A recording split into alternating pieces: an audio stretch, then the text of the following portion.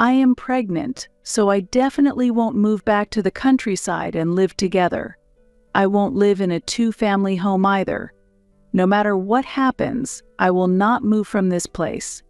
Strangely enough, my brother-in-law and his wife ended up squatting in the house I own.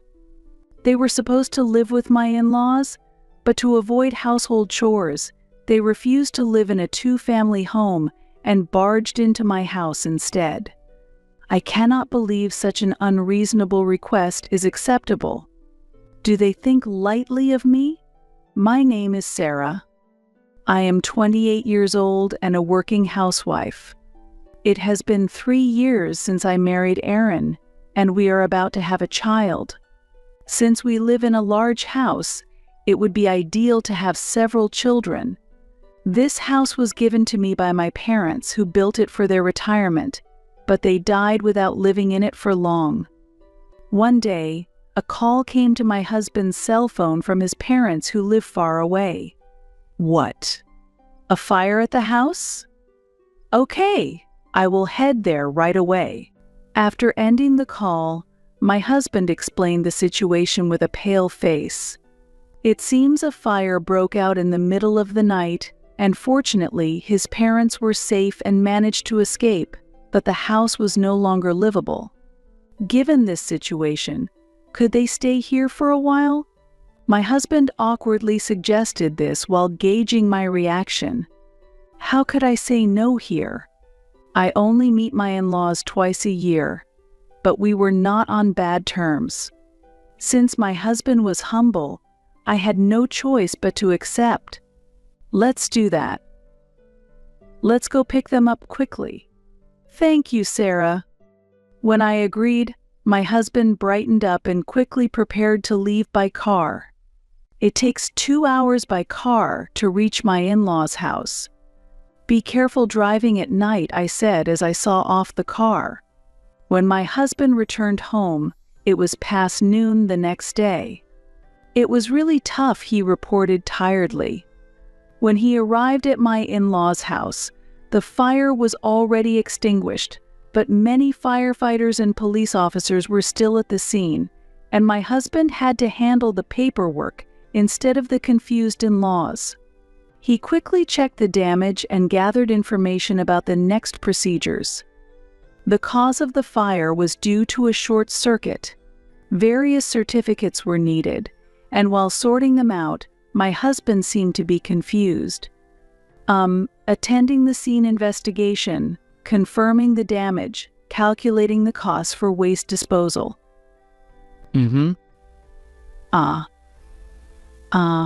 Is he okay? He was groaning like a zombie while talking. Behind my exhausted husband stood his equally drained parents. Their faces were covered in ash, and they were expressionless from fatigue. I'm sorry, Sarah. We really troubled you, said my mother-in-law with a wry smile. But then tears started to overflow, perhaps from the shock. Next to her, my father-in-law quietly said, I'm sorry.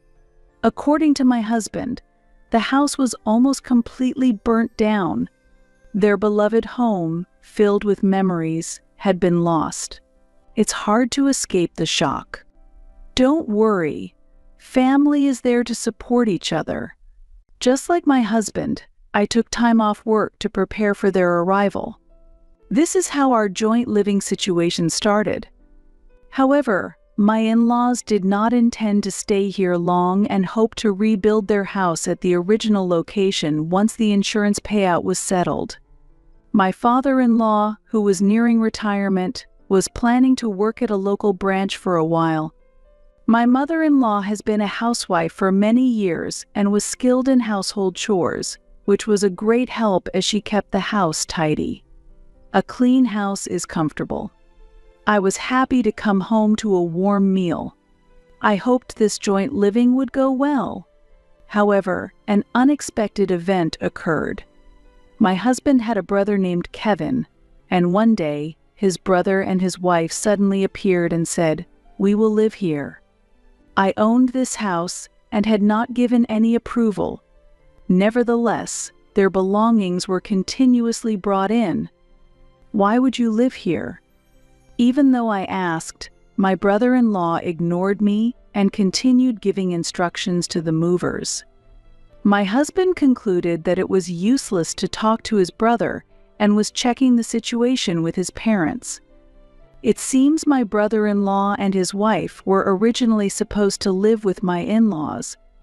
If you haven't lived together yet, please stay where you have up until now, until the house is built, my husband urged, but my brother-in-law excused himself, saying, "We were kicked out of the apartment."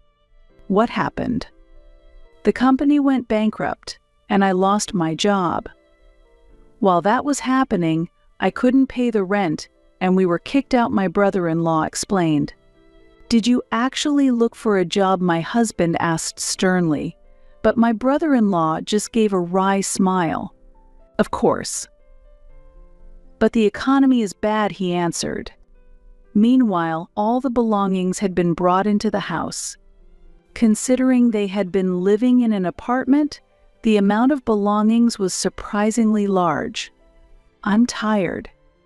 Moving is really tough," while pregnant, said the last person to arrive as they entered the house. "Hello, Mandy. It's really been a long time." "Hello. It seems it's going to be tough from now on." As I frowned, my brother-in-law's wife, Mandy, who was pregnant for the first time, cheerfully smiled at me. I can't believe my brother-in-law was unemployed while having a pregnant wife. Their appearance, kicked out of the apartment, did not seem desperate or tense at all. It seemed they had decided to rely on us. My insight was soon proven correct. My brother-in-law and his wife, who suddenly appeared and dominated our house, did absolutely nothing. "Aren't you looking for a new job?" "Even if I find a job here, we'll have to move back once the house is rebuilt. Searching for a job here is pointless. How long will the rebuilding take? I wish he would at least find some job." But my husband, being the younger brother, found it hard to speak up to his elder brother.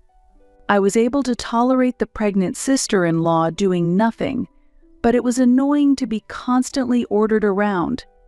I've heard that if the pregnancy is going well, one should be able to do a bit of work, but I'm not sure since I have no experience. Sighing, my mother-in-law and I handled all the work. However, what I couldn't stand was when my things were used without permission. "Mandy, do you know where I put my beauty serum?" "Oh, I used up mine, so I borrowed it. I like it because it makes my skin so supple. That beauty serum was my favorite and expensive. I'm going to be late for work." "Ha, where's my cell phone?" "Mandy, why are you using it without asking? Give it back." "I'm just talking to a friend. Let me use it." "But I'm in a hurry now." "You're noisy." "Oh, I want to use the internet today, so just let me use the cell phone." "Give it back." Such things also happened. As a result, my mother-in-law bought a new cell phone for my sister-in-law, and I finally got my phone back. My brother-in-law lazed around without working, and his wife continued to use my things without permission. They were truly a nuisance. If it weren't for my usually reserved in-laws, I would definitely be angry. However, my mother-in-law seemed quite exhausted. During the times my husband, father-in-law, and I were at work, she was left alone to take care of my brother-in-law and his wife. She was experiencing both physical fatigue and mental stress. The stress continued, but finally, the insurance money came through, and the reconstruction of the house began to materialize. There was a prospect of them moving out, and I felt a bit relieved. Then, one day, something happened. Take a look at this. "It's the floor plan of the new house," said my father-in-law during a weekend, showing us the blueprints from a meeting with the contractor. It's a full two-family house with 2 separate entrances, designed to ensure privacy. This way, even if my sister-in-law is lazy, my mother-in-law won't have to do all the housework alone." "That's wonderful," I said. "Isn't it?" replied my mother-in-law with a smile. But then, a problem occurred. "Why are there two kitchens?" asked my sister-in-law. "Does this mean separate utility bills too?" said my brother-in-law. "That's normal," responded my father-in-law. My sister-in-law immediately exclaimed, "I hate this." "What do you hate?" the puzzled father-in-law asked. "Because this way there's no point in living together. There's no need for a two-family house. One kitchen is enough. After all, mother-in-law will do the cooking," my sister-in-law argued. "Huh. But in the future, won't you be the one cooking if you have children?" I said. "No, what are you talking about?" she reacted as if I was wrong. "I'll be busy with childcare. My mother-in-law should do all the cleaning, laundry, and cooking," she insisted. To this, my surprised mother-in-law looked utterly shocked. "Mandy, I can support within my capacity, but I can't take on everything. You're a full-time housewife, right? Help out a bit." It seems that my sister-in-law, who was trying to push all household responsibilities onto my mother-in-law, was opposed to the idea of a two-family house. Then, she declared, "Enough. I'd rather stay in this house than move to such a place." "Huh? That would be troublesome." "What's so troublesome about it? Moving is impossible now. Especially to such a countryside," she replied. My brother-in-law joined in. "Exactly. It's impossible to work in such a countryside," expressing his anger. Their words were so out of place, I didn't know where to begin. "Why don't you find a job quickly and move out?" my husband suggested. "And who will do the housework if I do that?" he retorted. My husband-in-laws and I were just fed up with their comments when my sister-in-law dropped a decisive statement. "Since I am pregnant, I absolutely will not move back to the countryside to live together. I won't live in a two-family house either. No matter what happens, I will not move from this place," she declared. Her words were truly unacceptable. Family discussions continued over several days, but it seemed that my sister-in-law had no intention of leaving this house. Moreover, the space they occupied gradually expanded. One day, when I returned from work, I found my mother-in-law distressed at the entrance. "What happened?" "Sarah, you're back. Kevin and Mandy started changing rooms on their own. I tried to stop them, but they were too forceful. When I checked inside the house, our spacious bedroom had been taken over by my brother-in-law and his wife. Where are our things?" When I asked my brother-in-law, he pointed to another room, saying, I moved everything except the bed to that room. That room was the smallest in the house, and items from our previous bedroom were scattered about. What a mess! I wanted to consult with my husband immediately, but he was away on a business trip and wouldn't be home for another week. I avoided calling and sent a message, but he hadn't seen it yet, and I felt anxious. The next day, the situation worsened, and debt collectors visited. "Sarah, it's terrible," my mother-in-law called me at work, and I hurried home. When I got home, I found her crouching at the entrance. Apparently, some menacing-looking people had come looking for Kevin. However, Kevin, who usually did nothing all day, was the first to immediately run away. My sister-in-law was also absent. My mother-in-law had to deal with them alone and was quite shaken. Seeing my tearful mother-in-law, I made up my mind. I couldn't endure it any longer. I would tell everything to my husband. I couldn't just stay silent, even though he was on a business trip. It was impossible for my mother-in-law to endure any more, and I was at my limit as well. Our relationship as a couple might be strained, but I didn't care. This house was built by my beloved parents. I could not tolerate any further insults. I decided to call my husband. "Hello, Sarah. What happened?" my husband asked. "Who do you choose, me or your brother?" I asked. What my husband exclaimed. As I explained the situation regarding my brother-in-law and his wife, I could hear his astonishment over the phone. With a deep sigh, my husband said, "All right, Sarah, do as you like." "What did you say?" "Sorry, Sarah. I've trampled over your feelings. It's my responsibility. You can handle my brother and his wife as you please," my husband replied. "Really?" "Of course, because you are the most important." Hearing this from my husband, I felt a renewed attraction to him. Understood. I'll do as I please. With my husband's consent that night, I immediately took action. As usual, my brother-in-law and his wife were relaxing in our room, coming to the kitchen while saying, "I'm hungry. Tonight's meal is special." "What is this?" the surprised sister-in-law asked. "These are boiled green vegetables. Spinach, broccoli, perfect for pregnant women. Please enjoy." "Huh, but is this all?" my sister-in-law asked. "Just eat," I insisted, forcing her to eat. "What else?" my brother-in-law asked. "Here, this is a pile of beans," I presented in front of him. "What is this?" my brother-in-law exclaimed. "Beans are cheap, but rich in nutrients." "Impressive, right?" I explained. "But this isn't enough," he complained. "Just eat," I insisted, and forced him to eat, just like his wife. After dinner, what the hell? This kind of treatment of a pregnant woman is unacceptable. Screams were heard. But I silently headed to the room that my brother-in-law and his wife were using as theirs. "What are you doing?" Ignoring my sister-in-law, who hurriedly followed me, I made a phone call. "Can you start right away?" Soon after, a worker in work clothes appeared and immediately dismantled and took away the bed. "What are you doing?" That bed was high quality. It was so comfortable.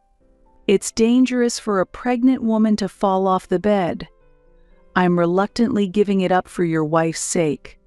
Please sleep on this floor mattress instead." "Huh? What are you talking about?"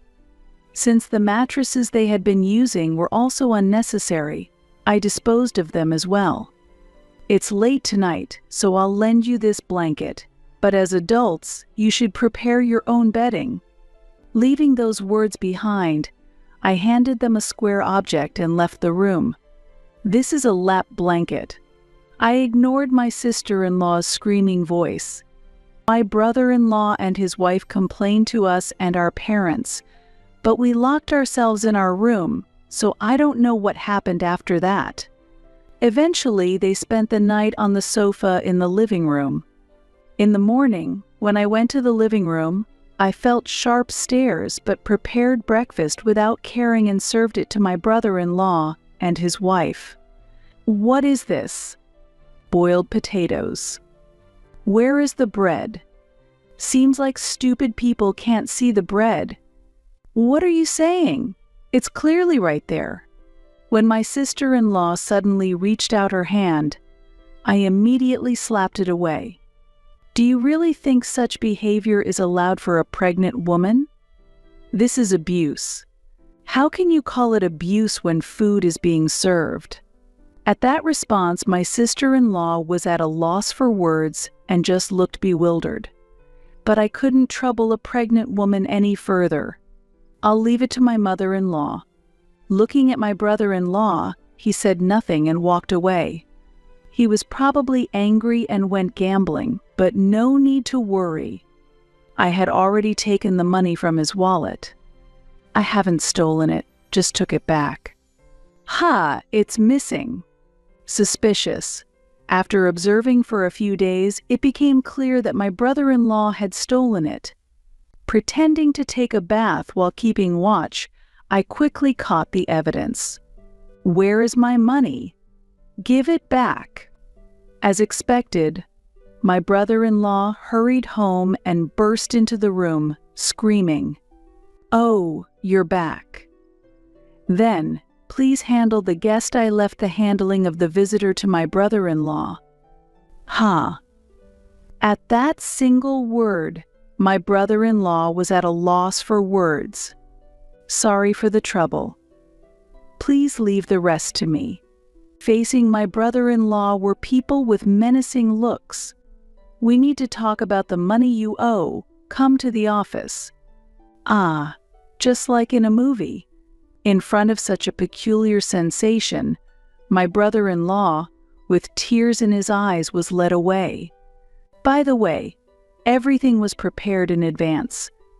Of course, both my in-laws and sister-in-law agreed as long as it wouldn't cause them any trouble. Now, on to the final stage. "Mandy, you are a stranger, and I have no obligation to keep you here anymore." "What did you say?" My sister-in-law was shocked by my statement. I quickly presented her with documents. "It seems you've been using my phone without permission, sending calls and emails. The records are here. That child, he's not my brother-in-law's, is he?" "Ha! What?" my in-laws exclaimed. It turns out my sister-in-law had been dating another man before she married, and he seemed to be the father of the child. The remaining emails included, "Once the baby is born, let's go out together as a family of 3. Leaving such evidence was truly foolish. "Once brother-in-law returns, you will probably get a divorce. But before that, please leave this place." At those words, my sister-in-law's complexion faded. "What are you saying? You're going to kick out a pregnant woman? You all are terrible." "No, the problem lies with you. I've already contacted your parents." "Huh? You're sending me back home?" "I don't want to go back home. It's too rural there. Maybe living here is still better. Please, Father, let us live in your house. I have no problem with a 2-family home." Well, the plan for the 2-family home has been canceled. My sister-in-law's face got pale at my father-in-law's declaration. "What did you say?" "We're planning to clear this site and sell the land. Then we intend to move to an apartment." "Why is this happening?" My sister-in-law crumbled as if she had lost all her options. At that moment, the intercom rang. "It seems your parents have arrived from your hometown." "Really?" Seeing her real parents in front of her, my sister-in-law's face turned as white as if she were a ghost. She was quickly taken back to her hometown. Returned to her very strict parents, she became completely disheartened. Her parents demanded compensation from my brother-in-law, but he did not return. Although my in-laws seemed a bit sad, they accepted their son's actions as his own responsibility since he was an independent adult. Afterward, they bought a new apartment and moved there. As a result, we were able to regain our peaceful days. Once the stress was gone, I soon became pregnant. My husband cried with joy, and my in-laws were very pleased. We repaired the house and prepared to welcome our new family member. "Mom, Dad, please watch over us," I said as I looked around the house and gently stroked my pregnant belly.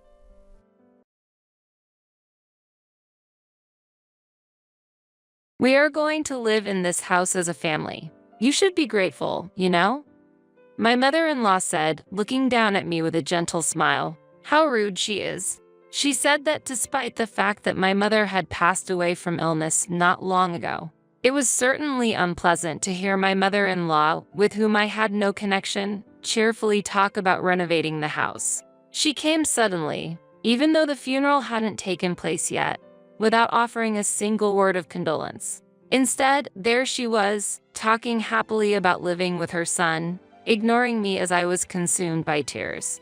It seems to her the family only includes her son, and I am like an outsider. She waved her hand at me as if she was shooing away a pest. I'm saying we'll live as a family. Did you think a daughter-in-law with no blood relation would be treated as family? My name is Tracy, and I'm 30 years old. I have an older brother I respect, who is 5 years older than me.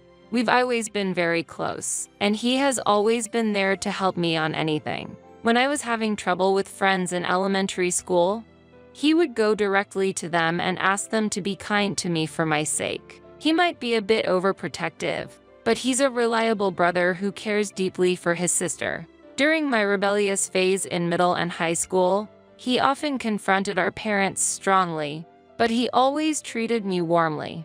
He was always there to support me when I was in trouble, a person I could rely on. Don't worry about what others think. I support you, Tracy, he would say, and I used to be envious of his attitude. He also said, when our father passed away from cancer during my university years, I was truly grateful to my teachers and parents. They were the ones who always thought of me and scolded me as he reflected on his past, which was surprising to hear from my once mischievous brother. It was rare to hear him talk about the past, and it made me want to become a respected figure like his teachers and our parents. This experience nurtured in me a desire to support children in their growth and those facing difficulties, leading me to choose a career in teaching. While everyone around me was busy job hunting, I focused solely on preparing for the teacher recruitment exams. I still remember the surprised look on my brother's face when I passed the exam and told him and our mother, "Congratulations. I never thought you would become a teacher, Tracy. Good luck," he said, supporting me. Despite landing my dream job in teaching, reality was not as sweet as I had expected. I was busy every day with lesson preparations and student guidance, with late work becoming the norm. As remote work became more widespread, those in the teaching profession had no such option, forcing me to commute on crowded trains every morning. Weekends and holidays often required attendance for club activities. Additionally, living independently and managing a household as an adult made me acutely aware of the difficulties of domestic tasks. I remember struggling both physically and mentally in my first year as a working adult. Yet, I felt fulfilled in my role as an educator. As I became more accustomed to my teaching life, I started noticing odd behaviors and words from my mother. Conversations over the phone became difficult, and she would quickly forget things we had just talked about. Concerned, I visited my family home and was shocked to see garbage scattered everywhere. My normally tidy mother was confused about why things had gotten to that point, saying she had forgotten to take out the trash or that she had already cleaned up. Sharing the situation with my brother, we decided to go to the hospital together, where the diagnosis was unexpected. Our mother was diagnosed with dementia. Though it was early-stage mild cognitive impairment, her communication with other people had decreased since our father's passing, and her condition had gradually become more apparent. This situation increased my interactions with my brother and naturally led to more frequent visits to our family home. During these visits, my brother and I often discussed the future.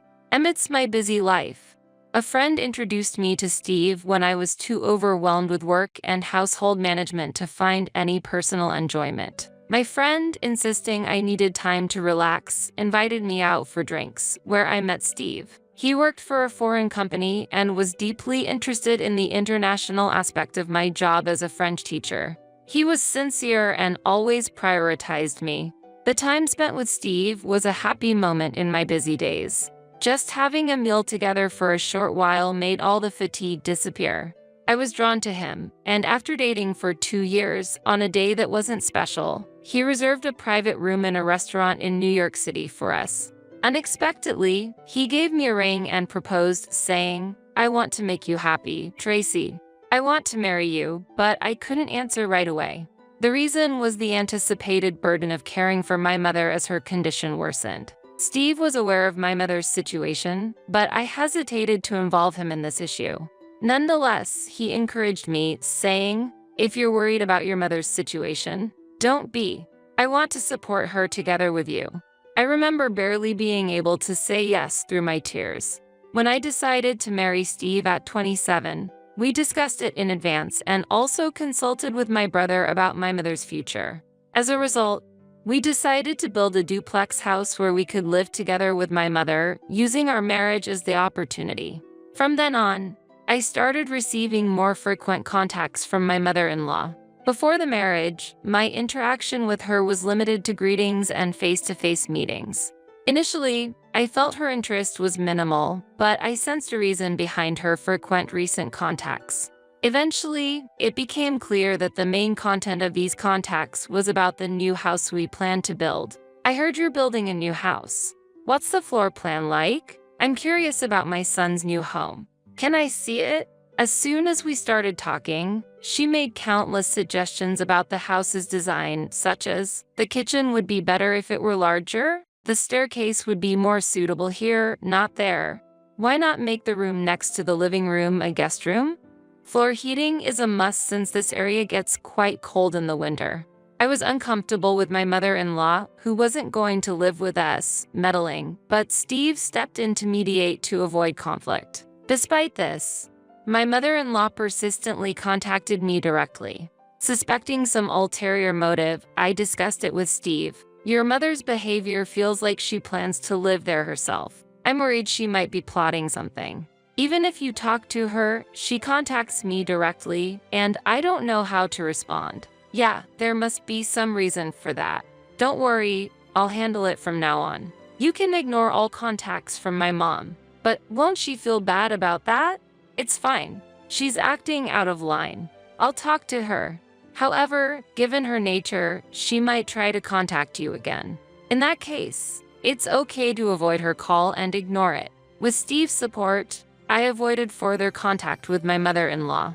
The house design was finalized, and construction on the new home began. We planned to move into the new house in 6 months, and packing was going smoothly when the contacts with my mother-in-law had almost ceased. Steve informed his mother of the completion date of the new house, but she didn't seem to react much. Half a year passed, and the new house was completed. The first floor was arranged with a living room, kitchen, and a spacious room for my mother, while the second floor was our couple's space with individual rooms.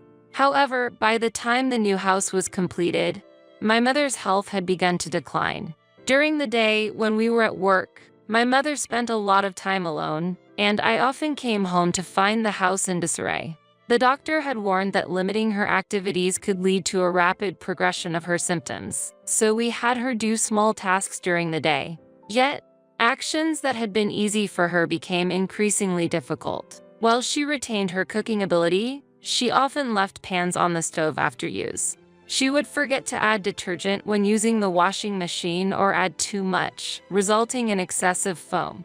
Despite having the newspaper right beside her, she would complain, "The newspaper didn't come today until the evening." The challenges posed by my mother's condition were countless, and my brother and I decided to use daycare services during the day. At first, my mother was confused by the unfamiliar environment, but having companions during the day gradually made her smile more. When she came home, she would talk about making paper crafts or participating in events at the children's center. My mother gradually adapted to this new routine, and her condition seemed to temporarily stabilize, but it didn't last long. Just 2 years later, my mother seemed to have caught an off-season cold, but ultimately, she passed away from pneumonia. Just maintaining daily life seemed to deplete her strength, and she couldn't eat properly due to a lack of appetite, leading to a weakened immune system.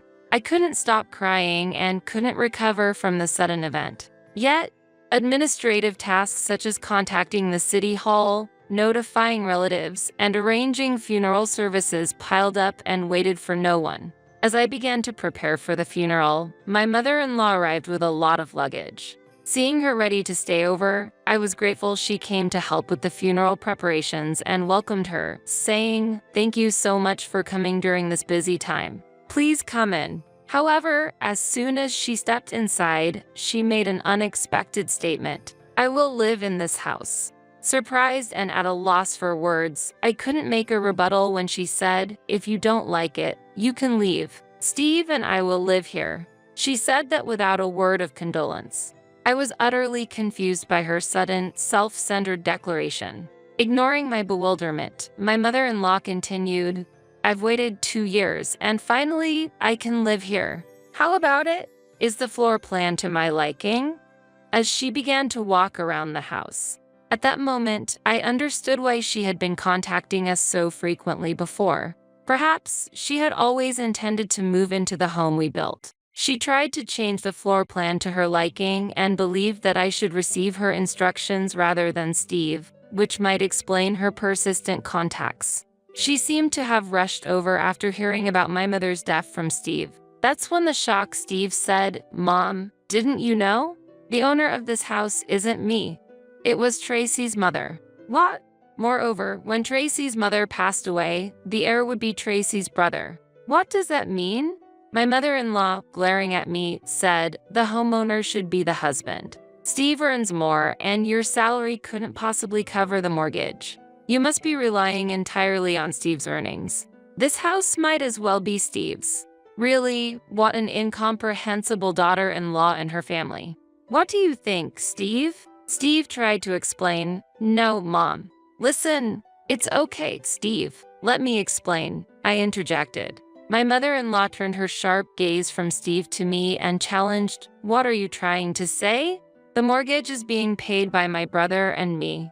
I cover the payments with my income, and I have never taken money from Steve. Is that true, Steve?" "Yes, it's true." I continued, "When we built this house, we decided it would eventually go to my brother. Now that my mother has passed away, the home will be for my brother, his wife, and her parents to live in," I explained calmly. My mother-in-law was stunned and speechless, but unable to accept the arrangement. She said, "I can't accept that. After living with and caring for your parents, it's natural that it would be my turn next. I've been waiting for this day. This is too unreasonable. You know, I have a lawyer acquaintance. I'll talk to him and proceed with renouncing the inheritance." Of course, we had no intention of doing so, but my mother-in-law was clearly agitated. "My brother will be arriving soon, so let's discuss this again when he's here. I will express my opinion directly to your brother and ask for his renunciation. I'm the type to speak my mind, so my position won't change even when your brother arrives." After this statement, my mother-in-law waited in the living room until my brother arrived. Steve, while confused, repeatedly apologized to me. "Don't worry. It seems she won't be convinced by just my word, so let's talk again with my mother when my brother arrives." Meanwhile, my mother-in-law was on the phone with a lawyer she knew, moving forward with the discussion on renouncing the inheritance. Regarding the renunciation of inheritance, yes, I believe the person in question will agree. Yes, please prepare the necessary documents if there's progress. My mother-in-law spoke politely on the phone. About an hour later, the sound of a car parking outside was heard. My brother had arrived. "Mother, my brother has arrived." As I called out to her, she stood up eagerly, saying, "I will have this house transferred to Steve. Then I can live here," and proceeded to the living room. At that moment, the living room door opened, and my brother appeared. My mother-in-law, about to shout something, took a deep breath and opened her mouth wide. But as she opened her mouth, no sound came out, and she looked surprised, losing her strength and sitting down heavily. In fact, my brother's appearance could be mistaken for someone from the underworld by some due to his quite intimidating look. His hobby is surfing. Furthermore, as he works outdoors throughout the year, his skin is sunburned, and the sun damage has made his hair brittle. As a result, finding hair maintenance troublesome, he chose to have a shaved head. Also, he is tall and has a muscular and sturdy physique. Especially noticeable is an old scar on his forehead. This scar was the result of a fall during his elementary school years. But combined with his appearance, many people mistake it for a scar from a blade. Seeing such a brother in person, my mother-in-law seemed to lose her will and slumped down to sit. "Do you have anything you would like to say about this house?" My brother coldly asked my mother-in-law. No, I had thought I would live here after your mother passed away. But then I heard that you would be living here, and I realized I understood nothing. Did Tracy tell you to live here?" We had a thorough discussion about this house before it was built, so I believe there was no such conversation. He spoke in a firm tone. No, I misunderstood. Because I was involved in planning the layout with Tracy before the house was built, I assumed I had a right to live here too. My mother-in-law said, clearly confused and looking down. A right to live here? Does that mean you were offering some sort of support to my sister? No, nothing like that. So, without bearing any burden or making any promises, you just assumed you had a right to live here just by offering your opinion on the layout? Yes, I'm sorry. It was my misunderstanding. At first, my brother looked at me suspiciously, but he refuted my mother-in-law's unreasonable claim with disgust. However, to my mother-in-law, it seemed more like anger than disgust, and she apologized deeply, becoming surprisingly docile. Just because our mother passed away doesn't mean there was ever a discussion about living with my sisters-in-laws. Right, Tracy? Of course. I never discussed the details of this house with my mother-in-law. I only mentioned it was a house for living together with my mother. As I answered my brother's question, my mother-in-law suddenly covered her face with both hands. I had believed that my son, Steve, was the owner of this house. After caring for your mother, I thought it was my turn to live with you. But taking care of an unfamiliar elderly person is difficult. So I thought I would wait until your mother-in-law passed away. When I received the news of her death from my son, I thought it was my turn and terminated my apartment lease. Now, I have nowhere to go. I didn't expect such a rash action without any promise. Either way, after my sister and her husband move out, this house is intended for us to live in. I'm sorry, but we have no intention of living with a stranger who's been disrespectful to us.